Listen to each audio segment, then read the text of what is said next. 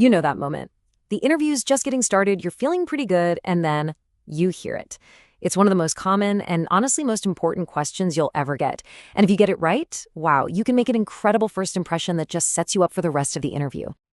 Yeah, just hearing that can make your heart beat a little bit faster, right? It sounds so simple, but it feels like the weight of the entire interview is suddenly resting on your answer. And you know what? In a lot of ways, it is. But that's actually the good news, because there is a clear, confident way to answer it.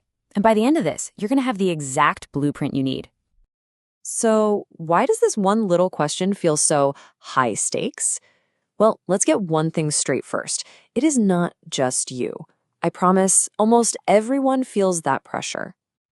The big reason for its power is its timing. It's almost always the very first question, which means your answer sets the entire tone for the rest of the conversation. It's your opening statement, your big chance to frame who you are right from the get-go.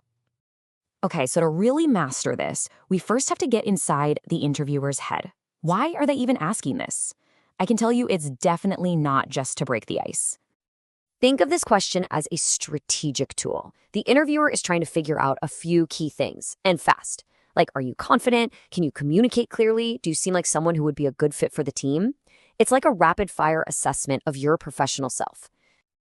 This means your goal is not to give them your entire life story. It's to deliver a quick pitch that's super clear, really positive, and totally professional. Think of it as the trailer for your career, not the whole movie. So, how in the world do you craft that perfect trailer? Well, here's the secret.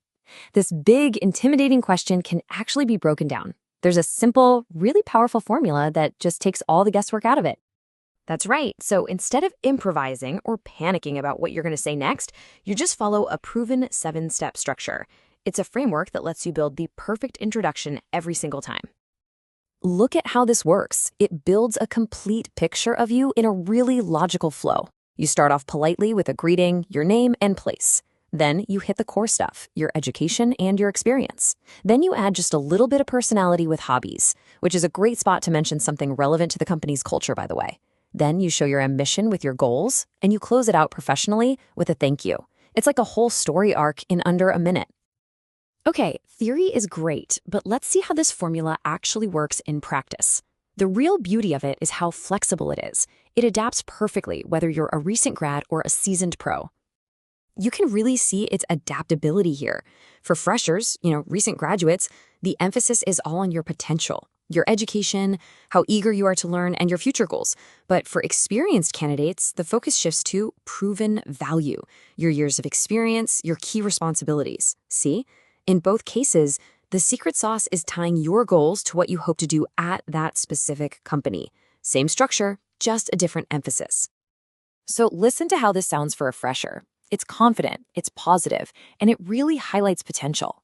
Using words like quick learner and phrases like learn and grow is like music to a hiring manager's ears. It signals enthusiasm and a great attitude.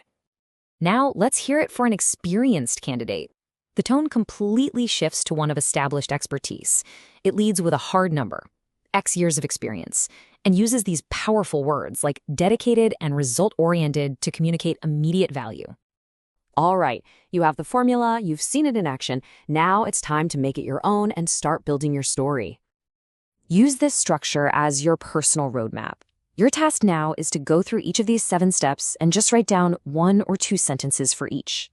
That's it. That's the raw material for your powerful personal introduction. And here we go. This is the final and maybe the most critical step. Writing it down is not enough. You have to say it out loud. Practice it until it feels natural, not like you've just memorized it. Practice is what turns a script into a confident conversation. It's what separates a good answer from a great one. Because ultimately, this formula isn't about giving some robotic answer. It's about giving you the structure and the confidence to tell your own story effectively. You have the blueprint. Now go craft an introduction that is really going to impress.